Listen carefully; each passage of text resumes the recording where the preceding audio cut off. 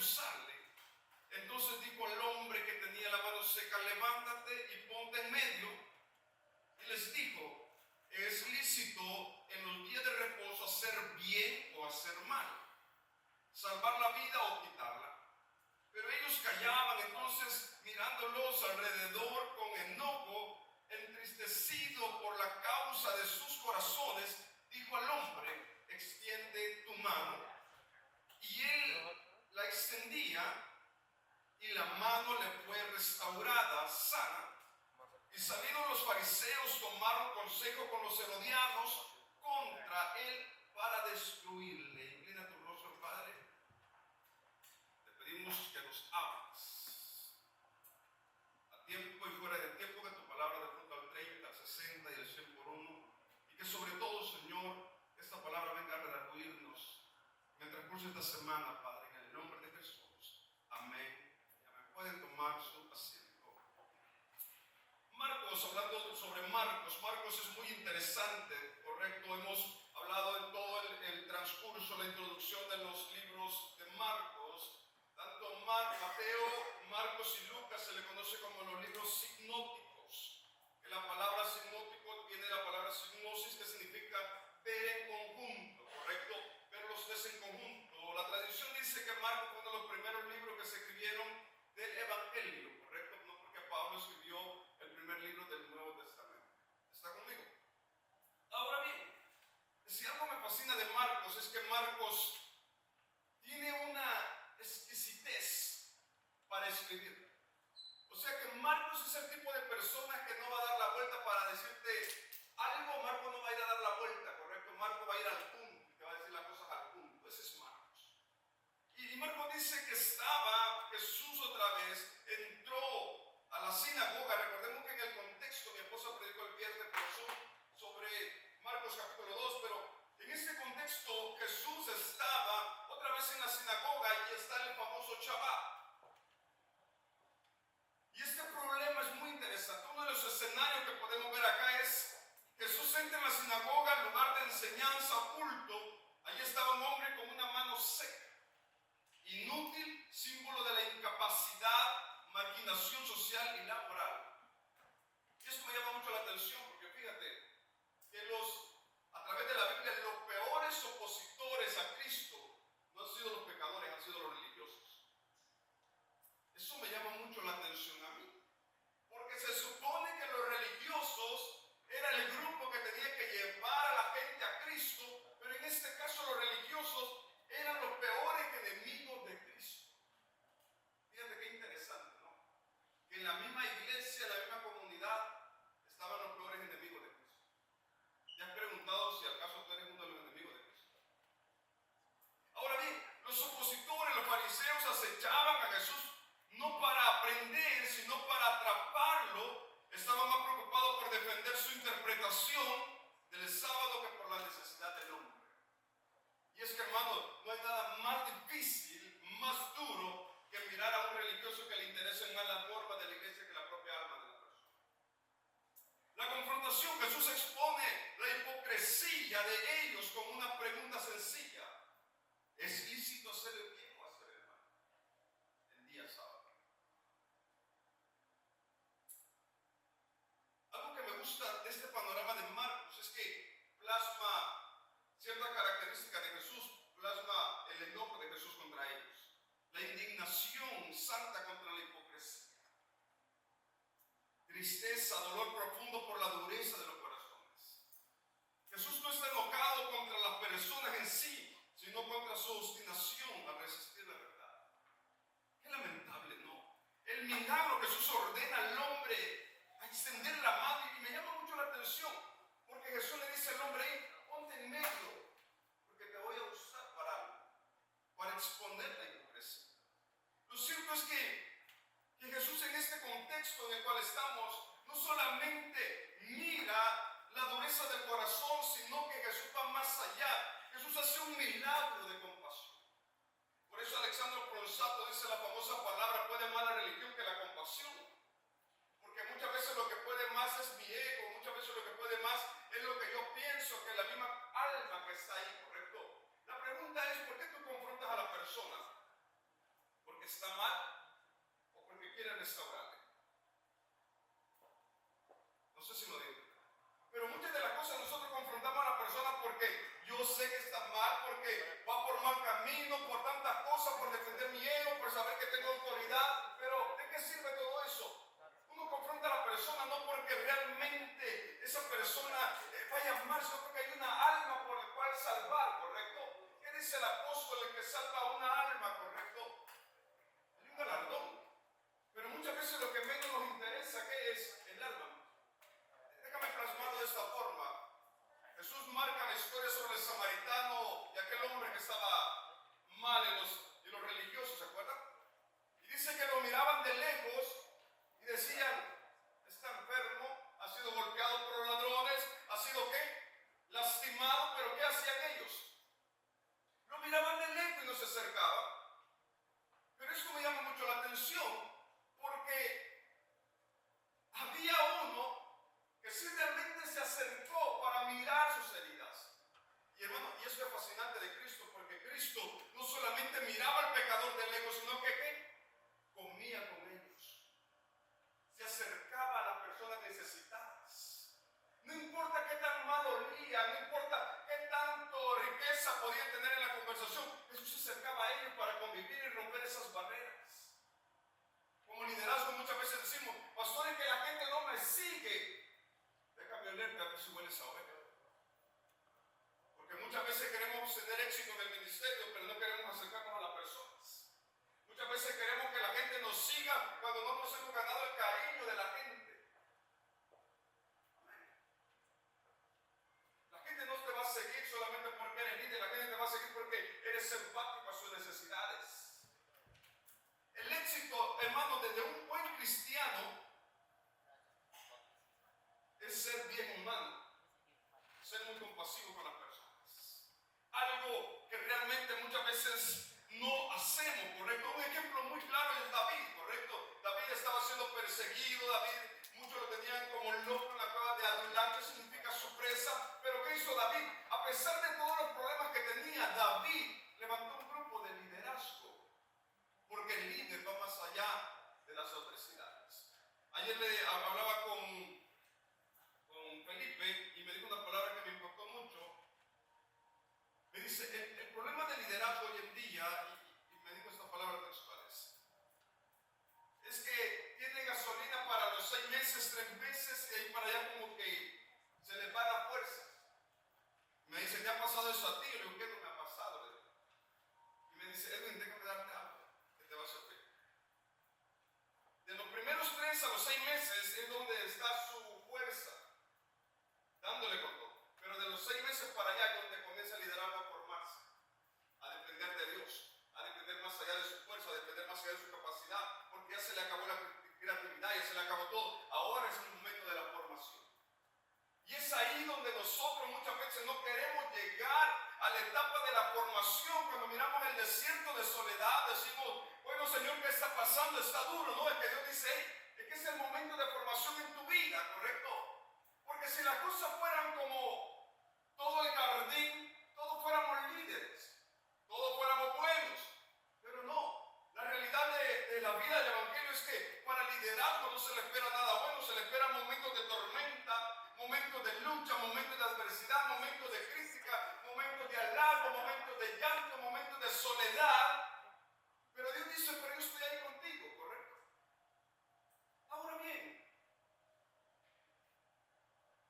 versículo 7, mas Jesús se retiró al mar con sus discípulos y le siguió gran multitud de Galilea y de Judea, de Jerusalén, de Idumea, del otro lado del Jordán, y de los alrededores de Tiro y de Sidón, oyendo cuán grandes cosas hacía, grandes multitudes vinieron a él. ¿Por qué venía la gente a él? Porque oían que Jesús hacía grandes cosas. Y dijo a sus discípulos que le tuviesen siempre lista la barca a causa del gentío para que no lo oprimiesen. Porque había sanado a muchos de manera que por tocarle, cuantos tenían plagas caían sobre él. Opa eso. Los espíritus inmundos al verle se postraban delante de él y daban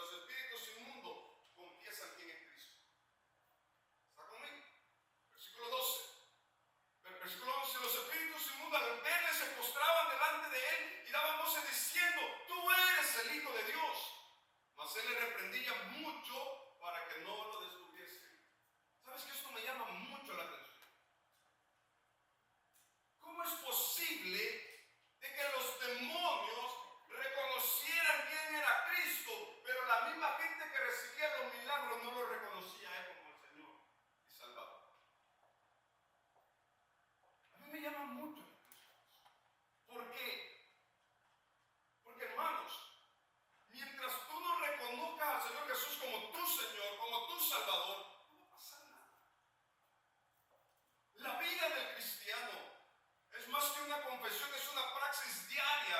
Quiero llevarte conmigo, sé que estamos en Marcos, pero quiero llevarte a Primera de Samuel. Quiero que vayas conmigo, Primera de Samuel, capítulo 4. Hay un problema similar a lo que está pasando aquí. Cuando lo tengan me responden con un amén. Ahora bien, ojo a esto, porque este panorama es muy interesante. Déjenme plasmarlo de esta forma. Primera de Samuel es el prototipo de una generación que sabe de Dios, que tiene los requisitos fundamentales para ser personas sumamente santas, pero que llegaron a un punto, yo para esto hermanos, llegaron a un punto que se acomodaron espiritualmente y perdieron el sentido de tener a Dios en sus vidas. Y es que hermanos, seamos honestos, no hay nada más terrible que acomodarte en el Evangelio. Creer que eres espiritual cuando realmente no eres espiritual. Les comentaba a los hermanos en la clase un día de que tanto aquí por donde están los árboles grandes, Secoya o por Colorado, supuestamente están los árboles más grandes, y había un árbol grandísimo, correcto, que este árbol le conocían como el invencible porque nadie le ganaba. Así que cuando llamaron a los investigadores de la naturaleza, miraron este gran árbol y le pusieron el invencible, y conforme lo tenían elogiando, al poco tiempo se dieron cuenta de que este árbol estaba derribado. Vinieron los investigadores y comenzaron a ver que llevaba 500 años este árbol. 400 tormentas y rayos habían pasado sobre él y no lo habían tumbado. Habían pasado tormentas, había pasado desierto y este árbol se había mantenido. La pregunta de los hombres era: ¿qué fue lo que destruyó al invencible, a este árbol grandísimo? Rayos venían, tormentas venían, el sol caluroso venía sobre él y no le pasaba, no lo destruyeron. Hoy en día así pasa con el cristiano. Cuando está fuerte, que venga todo, pero el problema es que se acomoda. El problema es que se enfría.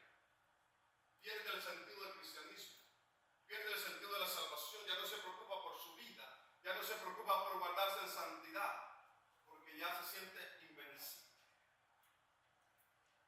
Así que comenzaron a llamar a los estudiosos. La curiosidad era: ¿qué fue lo que destruyó este árbol? Y era un animalito que apenas se podía ver, llamado coleóptero. No sé si quién no ha visto eso. Una plaga que destruyó al invencible. ¿A qué te quiero llevar con esto? Que las cosas pequeñas, a las que menos les prestamos importancia, son las que pueden destruir al invencible. Son las, como por ejemplo, Pastor Juan, la comodidad espiritual, el enfriamiento espiritual, la crítica que alguien más dijo, la mirada que alguien más hizo. Cosas pequeñas son las que pueden destruir al invencible. Ahora bien, Primera de Samuel capítulo 4, si te das cuenta, tú miras el panorama de gente que está peleando. Ellos dijeron: vamos a traer el arca. ¿Qué representa el arca? La presencia de Dios, ¿correcto? El problema, lo mismo que pasa en Marcos capítulo 3, lo mismo que está pasando acá. Ellos tenían la presencia de Dios como un amuleto y no como un estilo de vida mismo. En pocas palabras, hermano, era como aquellos cristianos que decían: vamos a la iglesia ya por tradición, vamos a la iglesia ya por costumbre, vamos a la iglesia o vamos a orar porque ya perdiste todo, ¿correcto?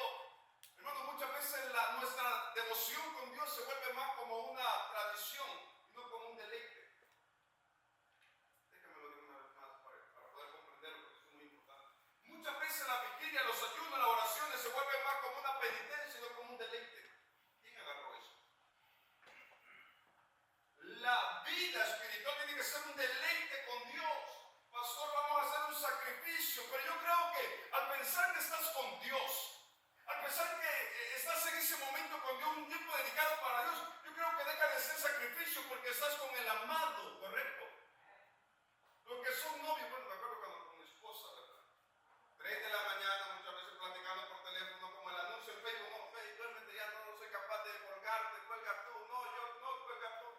capaz de colgarte las ojerotas, correcto. No, amor, cuelga tú, correcto. Estábamos en esa peleadera, que cuelga tú, que cuelgo yo, correcto. Las 4 de la mañana hablando por teléfono, ve y cuelga, correcto. Hasta que oía los ronquidos de ella, se cuenta ya por allá. Ya se durmió, correcto. Pero ya era largas horas y teníamos que levantarnos a las 7 de la mañana para ir a trabajar. ¿Cómo le hacíamos? Es que estábamos enamorados. Lo mismo pasa cuando tú estás con Dios, estás en ese amor. Tú estás orando en la casa, meditando en la casa, pones cantos a Dios en tu hogar, estás haciendo limpieza, escuchas alabanza, escuchas prédicas, porque estás enamorado de Dios. Cuidas la presencia de Dios. Por eso yo no entiendo cómo hacen esta pregunta, pastor. ¿Es malo escuchar música del mundo? Pastor, ¿es malo echarme una cuanta bailadita? Correcto, yo ni sé bailar, pero tengo 2 pies izquierdos, correcto, y gracias a Dios no sé. Pero es malo, pastor, bailar, no es nada malo, ese ejercicio, pastor, pues vete al gimnasio, correcto. Pastor, es malo escuchar música del mundo. Tal vez no es que sea malo, sea bueno, pregúntate si eso edifica tu vida, si eso edifica tu corazón, si Dios se deleita en lo que hace, correcto. Hermanos, cuando tú estás enamorado de Dios, es otra cosa. Se mira en tu mirada, en la forma en que hablas, en la forma en que sonríes, en la forma en la que adoras. Se nota que estás enamorado de Dios. La crítica no te interesa. Que hablen de ti o que no hablen de ti, no importa, porque tú estás enamorado de Dios. Hermano, el estar enamorado de Dios es otra etapa que los religiosos no pueden entenderlo. El estar enamorado de Dios es otra etapa que los religiosos nunca van a entender. ¿Cómo es posible de que lo criticamos? ¿Cómo es posible que le hacemos lo otro? Y este sigue adorando y sigue viniendo, ¿correcto? ¿Sabes por qué? Porque cuando estás enamorado de Dios, me encanta lo que dice Cantares capítulo 5, ni las muchas aguas van a poder apagar este amor que siento por Él. Cuando tú eres cristiano lleno del Espíritu Santo, hermano, te van a hacer de todo y tú vas a mantener tu adoración a Dios. Porque cuidas la presencia de Dios, porque cuidas tu salvación. Pero hoy en día tenemos cristianos de cristales, que con solo verlos ya están ofendidos los hermanos, ¿correcto? Con solo el pastor una vez me pasó algo muy curioso. Vino un hermano que estaba malito de su ojo, ¿correcto? Y decía, pastor, este hermano como que me hizo una mala mirada, hermano, deja de ser inmaduro, hermano, está mal de su mirada, ¿correcto? Y este hermano ya se estaba sintiendo mal por eso. Cristianos de cristal quieren gloria, pero no quieren pagar el precio. Quieren llegar a la meta, pero no quieren correr la carrera. Quieren ser salvos, pero desconocen la santidad. Quieren la presencia de Dios, pero no quieren guardar su corazón. Quieren recibir un milagro con 2 minutos de oración. Quieren poner manos por los enfermos en un momento de emoción para que salen y ellos terminan endemoniados. Porque no hay consagración, ¿correcto? Pastor, quiero que Dios me use. La pregunta no es si Dios quiere usarte, la pregunta es qué estás dispuesto a hacer para que Dios te use. El primer requisito para que Dios te use es dejar de ser tú y morir para que Dios viva en ti. Es lo que menos queremos hoy en día, morir nosotros, dejar de pensar por nosotros mismos y preguntarle a Dios qué es lo que quiere en mi vida, ¿correcto? Ayer Felipe tocó 4 puntos de las decisiones muy interesantes que me llamó mucho la atención. Primera, ¿qué voces escuchamos? La voz de la conciencia, la voz de la experiencia, la voz de la multitud o la voz de Dios. Todo eso influye en nuestras decisiones. Interesante, me llamó mucho la atención, me quedé pensando, me llamó mucho la atención. Pero ¿a dónde estamos nosotros como cristianos? ¿A dónde nosotros estamos dirigiéndonos como cristianos? La Biblia es clara y dice, no miremos otro lado, sino que miremos el blanco y perfecto que es Cristo. ¿Qué tú estás viendo, hermano? Pastor, es que ¿cómo es posible, pastor, que tenga ese hermano? Pastor, ¿cómo es posible que usted trabaje con esa persona? Pastor, ¿cómo es posible? Hermano, déjame decirte, la vida es muy complicada. La salvación es muy difícil para ganarla. Enfócate tu salvación. Ora por los demás. Y ahí se acaba todo. Pero yo creo que es difícil salvarlos como para preocuparme por algo más, ¿correcto? La Biblia dice, prediquemos el Evangelio va a dar fruto, pero el crecimiento lo va a dar Dios, ¿correcto? Hagamos lo que nos corresponde.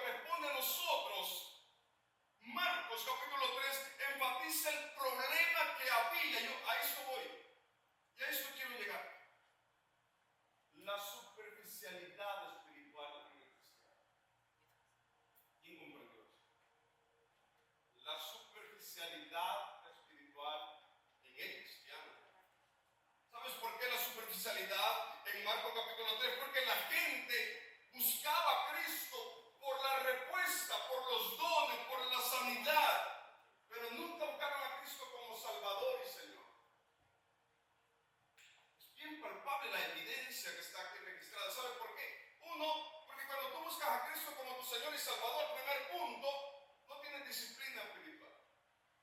Hermanos, quiero ser muy franco con usted. Cuando tú amas a Cristo, cuando tú amas al Señor, en verdad, tú comienzas a generar un carácter de búsqueda con Él. Déjame citarte a unas personas, y déjame decirte cuánto ellos oraban. Evan Robert oraba entre 5 a 7 horas diarias.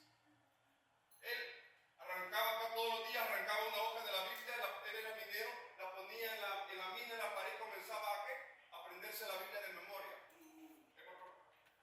Pastor, el que está hablando de un hombre grande, tenía 22 años.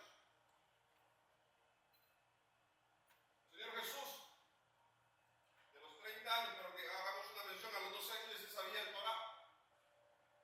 Sadrach, Mesach y Abednego a los 16 años, Daniel capítulo 1, propusieron en su corazón no contaminarse.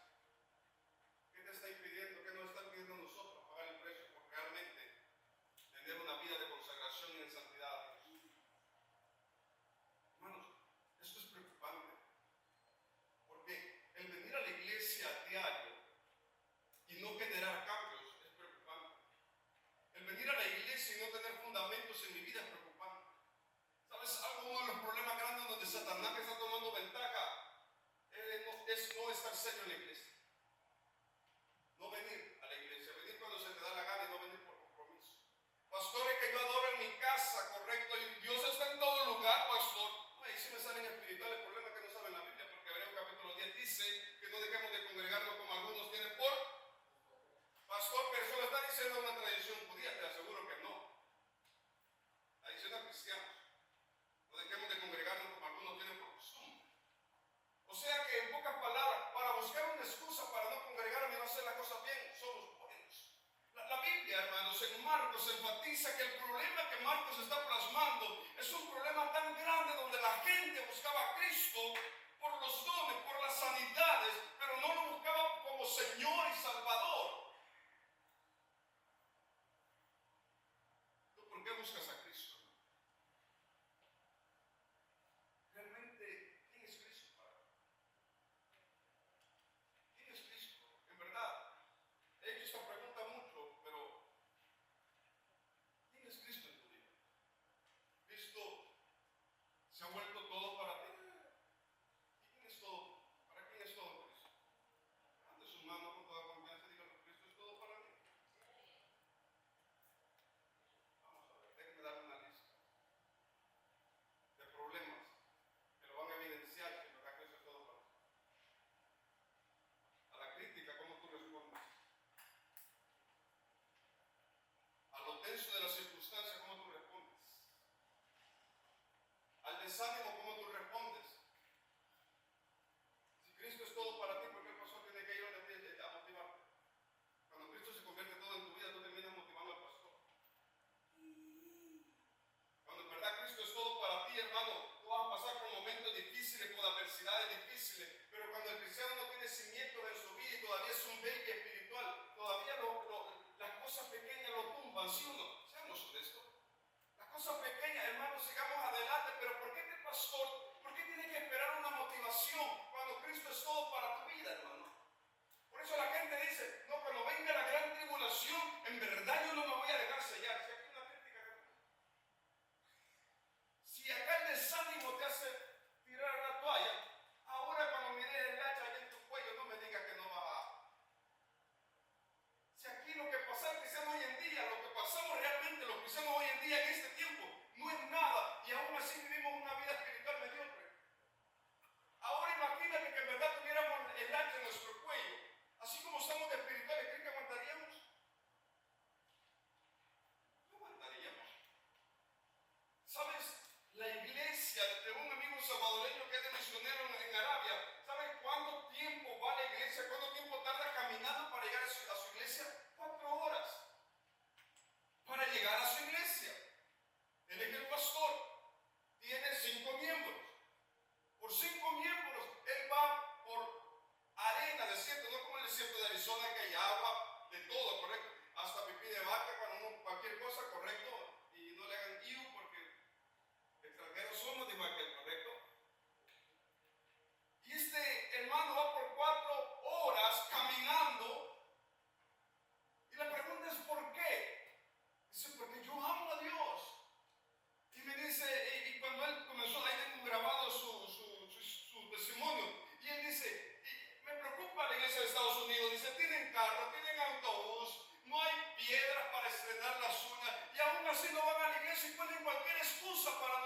iglesia. Un dolor de pelo, no, pastor, me duele el pelo, no voy a ir. Pastor, me duele la uña, no voy a ir. Pastor, esto me pasa, no voy a ir. En verdad, son 2 días a la iglesia y aún así no quiere venir. Qué espiritual es. Dios está orgulloso de nosotros. Dios ha de decir, Padre, ¿no has visto mi iglesia, la voz del pueblo? ¿Qué cristianos tengo? No nos tumba nada, Señor. Ni las críticas, ni el desánimo, ni los partidos cuando juega el Barça con el Real. Ellos van a la iglesia. Chulada de cristianos. Pero aún así, queremos bendición. Aún así queremos todo. Hermanos, la fidelidad a Dios va más allá de todo. Quiero mantenerme en el capítulo 3 de Marcos. Jesús, y me impacta eso porque los discípulos estaban ahí, pero los demonios decían a gran voz, Él es el Señor Jesús, correcto, pero Jesús lo callaba. ¿Por qué no callaba el Señor Jesús? Por una sola razón, porque aún no era el tiempo todavía, correcto. La pregunta es, ¿cuál confesión tú estás haciendo ante Dios? Quiero ir avanzando al versículo 13. Después subió al monte y llamó así a los que él quiso y vinieron a él y estableció 12 para que estuviesen con él y para enviarlos a predicar. ¿Para qué los eligió? Para enviarlos a predicar. Y que tuviesen autoridad para sanar enfermedades y para echar fuera demonios. Te hago una pregunta. ¿La misión de la iglesia cuál es?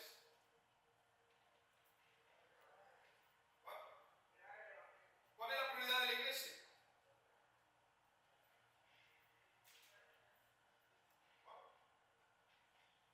La prioridad de la iglesia comienza en la adoración. Porque la iglesia no puede funcionar sin una verdadera, sin estar conectada con Dios. Ahí comienza todo, ¿correcto? Una iglesia sana comienza con una adoración correcta. Amén. Segundo punto, la iglesia, otra de las prioridades de la iglesia. La segunda prioridad, primera prioridad, tener una relación correcta con Dios. Segunda prioridad, opa esto. Segunda prioridad es tener una buena armonía con el cuerpo de Cristo. Segunda prioridad. ¿Está conmigo? Ahora bien, tercera prioridad de la iglesia, ir y predicar el evangelio. Ahora, pastor, ¿por qué usted deja como tercer punto el ir y predicar el evangelio? Por lógica. Porque de nada sirve ir a predicar el evangelio allá afuera, que venga gente y aquí no nos sepamos comportar como cristianos. Por eso dice la gente, mejor es estar allá afuera que estar aquí adentro. Porque la iglesia está llena de hipocresía, llena de mentira, llena de pecado, llena de tantas cosas insensateces, barrabasadas, ¿correcto? Y dice la gente, no, prefiero estar allá afuera porque hay más honestidad, porque hay más lealtad que aquí adentro, ¿correcto? Por eso la prioridad comienza en una verdadera adoración, porque la adoración me conecta a Dios y Dios tiene el poder de transformarme, cambiarme, regenerarme. Segundo, comienza en tener una buena armonía en el cuerpo de Cristo. Primera de Corintios capítulo 12, el apóstol Pablo dice, pues somos un cuerpo en Cristo y el cuerpo en Cristo no está dividido. Amén. En pocas palabras, para que la iglesia pueda crecer sanamente, para que Dios pueda obrar en la iglesia sanamente, la iglesia tiene que dejar de enfocarse allá afuera y comenzar a enfocarse aquí adentro entre nosotros mismos. Amén o no amén. Es la verdad. Mientras nosotros como cristianos no nos enfoquemos en nosotros, en sanar nosotros colectivamente entre nosotros mismos, mientras nosotros como iglesia, como ministerio, no nos comencemos a perdonar, no nos comencemos a amar entre nosotros mismos, mientras nosotros como cristianos no comencemos a mirarnos como el cuerpo de Cristo, podemos ir a evangelizar, podemos hacer ayuno, podemos hacer tantas cosas, pero aún así no va a pasar nada. Es una verdad. No podemos, bíblicamente no podemos crecer. Y ¿sabe lo que más me preocupa? Es que usted lo sabe y no hace nada para que. Eso es lo que más preocupa, correcto. Pero en verdad, yo ruego a Dios que podamos punto, si no entendemos todo el mensaje, por lo menos este punto. La iglesia de Cristo no puede funcionar si no entiende que es el cuerpo de Cristo. Yo sé que hermano Belardino tiene un carácter feo, hermano Belardino, ¿qué pone enfrente, verdad? Yo sé que hermano Belardino tiene un carácter feo. Es un ejemplo, una chulada, una miel carácter. Yo sé que él, cuando me habla, me lastima siempre. Yo sé que él no habla, correcto, viene y se va para la casa, pero siempre que el hermano se pone a hablar, siempre lastima a la gente. Hermano Belardino como que todavía no tiene a Cristo en su corazón porque todavía habla de los hermanos, correcto. Yo sé que tiene defecto, hermano Belardino, pero también reconozco que es el cuerpo de Cristo. Y aún así, tengo que aprender a trabajar con él. Y aún así, tengo que aprender a amarlo. ¿Está conmigo? Ese es el cuerpo de Cristo. ¿Acaso no dijo el apóstol Pablo? Es mentira, hermano, una chulada de caballero. ¿Acaso no dijo el apóstol Pablo? Qué difíciles son ustedes de trabajar. El apóstol Pablo lo plasma, son difíciles para trabajar ustedes. Pero dice el apóstol Pablo, pero ¿cómo ruego por ustedes? ¿Cómo ruego por ustedes? Porque realmente ninguno de nosotros, de los que están acá, ninguno de los que estamos acá tenemos un carácter fácil. Por contrato, la mujer todavía está con nosotros. ¿Verdad? Porque ninguno de nosotros es fácil de trabajar, seamos honestos. ¿Está conmigo o no? Ninguno de nosotros somos una mielita. Es decir, no, pastor, yo no le hice nada. No, pastor, él comenzó todo. En verdad, él comenzó todo. No, en verdad nosotros tenemos un mal carácter. Todo, por muy callado que sea, por muy sabio que sea, tiene un mal carácter todavía que necesita regenerarte. Tienes todavía cositas que no están bien, que le van a caer mal a otro, ¿correcto? Por eso he dicho, yo no soy monedita de oro para caerle bien a todos, sí es verdad. Pero el hecho de que no le caiga bien a todos no significa que no nos comportemos como gente madura. ¿Correcto o no correcto? Porque el hecho de que alguien no me caiga bien no significa que no voy a poder amarle como a Cristo me amó a mí. ¿Está conmigo? En pocas palabras, iglesia, yo no tengo que ver a hermano Ramiro porque realmente a los dos Ramiros, para que no se molesten, no tengo que ver a los dos Ramiros porque realmente son feos el carácter, uno y el otro tiene bonito carácter. Yo no voy a trabajar, voy a elegir con quién voy a trabajar. Yo voy a trabajar con ellos porque si su visión es edificar el cuerpo de Cristo, hermano, ¿sabe qué? No me cae bien la verdad. Pero hermano, hay cosas que no están bien. Pero si tu visión es edificar el cuerpo de Cristo, aunque haya cosas que no están bien, yo voy a trabajar contigo. Si te mantienes fiel a la visión, si te mantienes fiel al propósito, a la edificación del cuerpo de Cristo, hermano, yo ahí voy a estar. Qué difícil es, hermano. Por eso es mejor apartarse en una esquina a adorar a Dios que trabajar con los hermanos. Porque siempre que te dispongas a trabajar con personas, siempre vas a terminar lastimado, herido, decepcionado y amargado si no sabes, si no eres maduro. Pero aún así el apóstol Pablo dice, ¿cómo les amo a ustedes? Aún así el apóstol Pablo dice, pero ¿cómo ruego por ustedes? Hermano, entendamos bien este concepto. No podemos de ninguna manera. La Biblia no da otra opción. No podemos trabajar en el ministerio, en la edificación del cuerpo de Cristo, si no logramos perdonarnos, si no logramos restaurarnos, si no logramos vernos como el cuerpo de Cristo. No hay otra salida. Esta es la única salida. No hay otra opción. Esta es la visión. No mira de la palabra de Dios.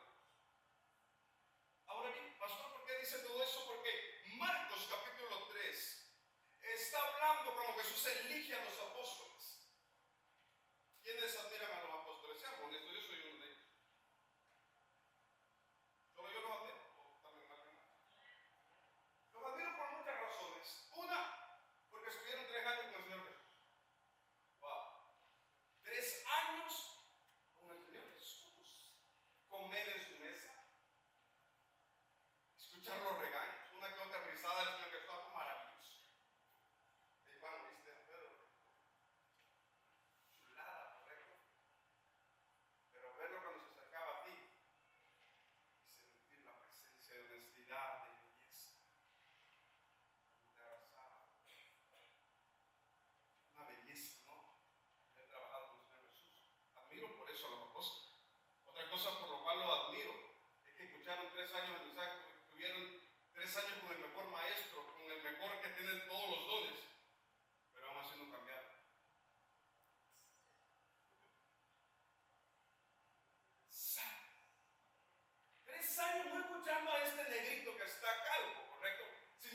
Señor Jesús, 3 años, viendo los milagros. Pedro, Juan, véngase.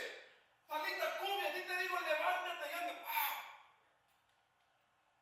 A la mujer del flujo de sangre que te toqué y algo sucedió. Sí que poder y virtud salió, correcto. ¡Wow! Los apóstoles vieron los milagros más extraordinarios que tú y yo podemos ver, no como esto hoy en día, correcto. Hermana, baja de peso, ve al gimnasio mejor, correcto. Esos milagros no pueden.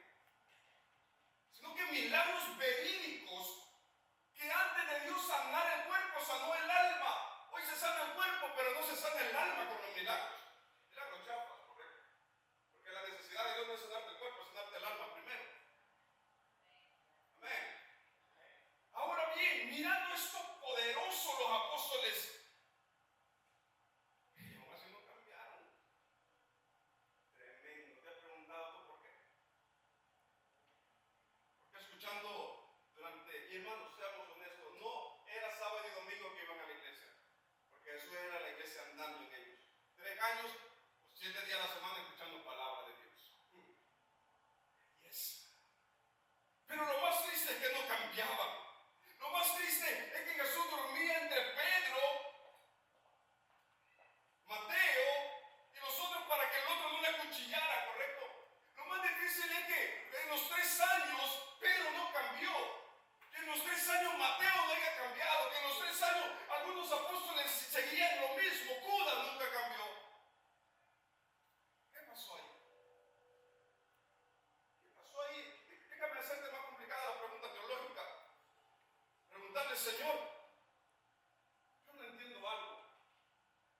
¿Por qué tú llamaste a Judas cuando sabía que tú ibas a fallar? ¿Por qué tú llamaste a Judas, Señor? Y aún compliquemos más la cosa, ¿correcto? ¿Por qué llamaste a Judas? Y sabía que el problema de Judas era el dinero. ¿Y por qué aún, Señor, tú le diste el dinero a él para que administrara?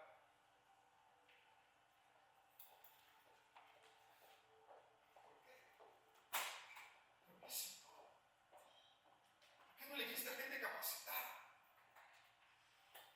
Dijiste a un pecador testarudo, Señor. Cuando estaba con la multitud de aquella mujer, dijo, Señor, ¿quién me ha tocado? Tú dijiste, yo me pisaron hasta los callos de los pies, Señor, yo no dije nada. Un Pedro que tenía un carácter explosivo. Señor, ¿por qué llamaste a Mateo? Traicionó a nuestra gente. Señor, ¿por qué llamaste al hijo del trueno, a Juan? Un día solo se aguantaba. Si te das cuenta, los discípulos, ninguno de ellos estaba formado cuando Jesús lo llamó.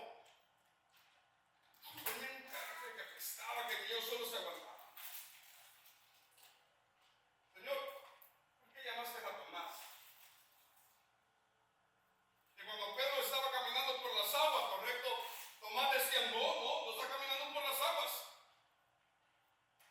Tomás está caminando por las aguas. No, mientras yo no lo vea palpable, Pedro no está caminando por las aguas, porque Tomás siempre criticaba un milagro.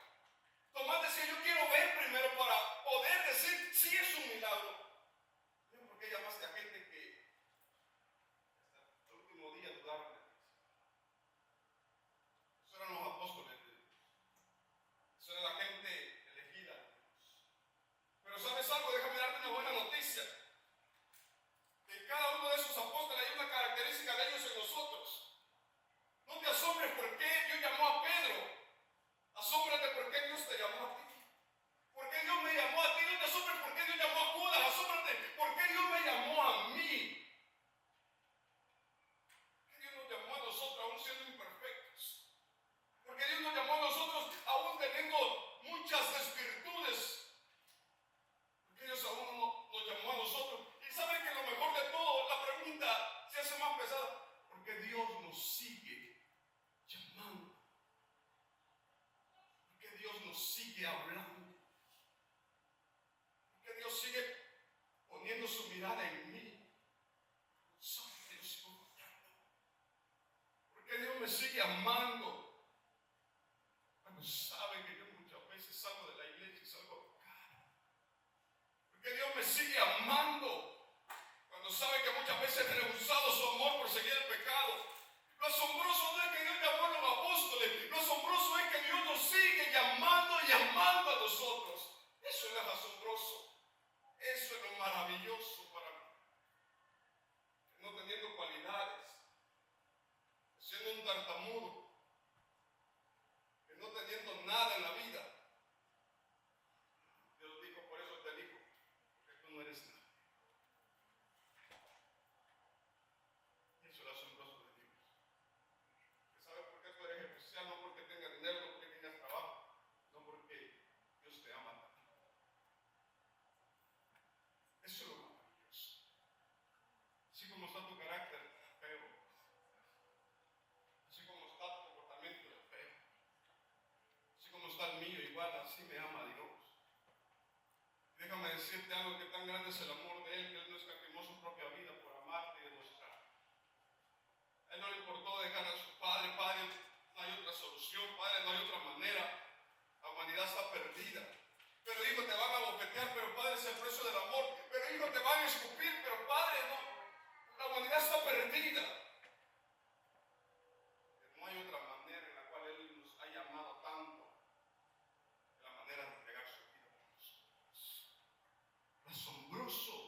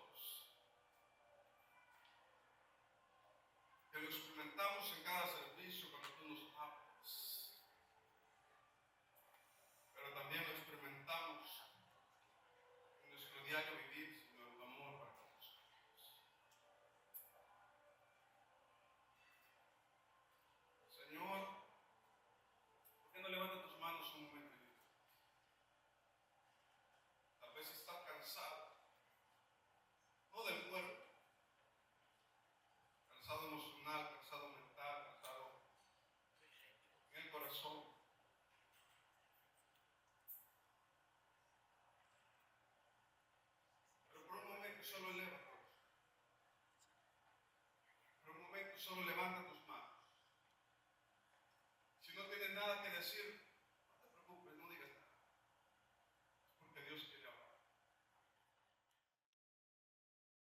Bueno, gracias por haber estado acá y quedarte hasta el final de escuchar esta palabra que espero que haya sido de edificación para tu vida. También hemos estado orando mucho para que toda esta palabra haya transformado y esté transformando tu vida. Gracias por haberte quedado acá y apoyarnos a través de esta plataforma. Dios te bendiga y dale like. Bendiciones.